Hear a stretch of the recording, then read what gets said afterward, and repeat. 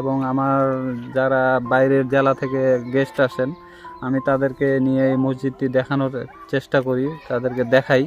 তারা মসজিদের জায়গাটা শুধু জঙ্গলে ভরপুর হয়ে গেছিল, মানে জঙ্গলে আখড়া হয়ে গেছিল, আর জিনেরও আখড়া হয়ে গেছিল।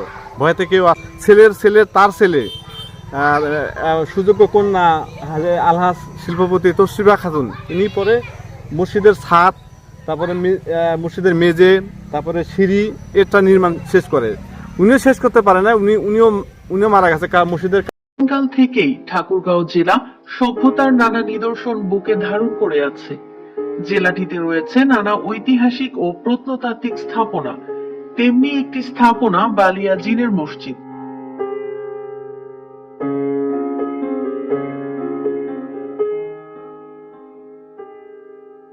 ঠাকুরগাঁও জেলা শহর থেকে উত্তর দিকে পঞ্চগড় মহাসড়ক ধরে 10 কিলোমিটার এগিয়ে গেলেই ভুল্লি বাজার। সেখান থেকে প্রায় 3 কিলোমিটার পূর্বে বালিয়া জিন মসজিদ নামে এই ঐতিহাসিক মসজিদটি অবস্থিত।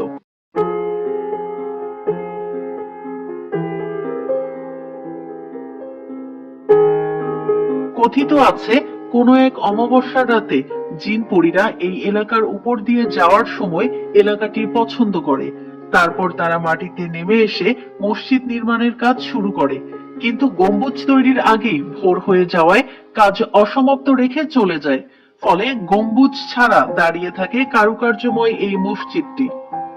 জিন পরীরা এটি তৈরি করেছে, এজন্য স্থানীয়দের কাছে এটি জিনের মসজিদ নামে পরিচিত। বাংলাদেশ জাতীয় তথ্য বাতায়নেও এই ঘটনার বর্ণনা দেয়া আছে।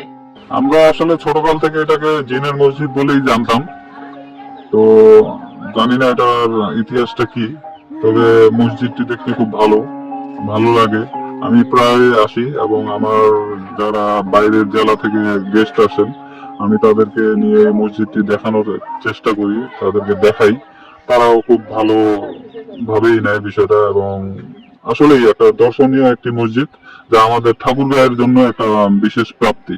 মসজিদের গায়ে খোদাই করা সাল অনুসারে মসজিদটি নির্মিত হয় 1317 বঙ্গাব্দে, মানে 1910 সালে। মুঘল স্থাপত্যের রীতি অনুযায়ী ডিজাইন করা এই মসজিদটি নির্মাণের কাজ শুরু করেন জমিদার মেহের বক্স চৌধুরী। দিল্লির আগ্রা, মতান্তরে মুর্শিদাবাদ থেকে আনা স্থপতিরা মসজিদের নির্মাণ কাজ শুরু করেন, কিন্তু হঠাৎ প্রধান স্থপতির মৃত্যুর ফলে মসজিদ নির্মাণের কাজ থেমে যায়।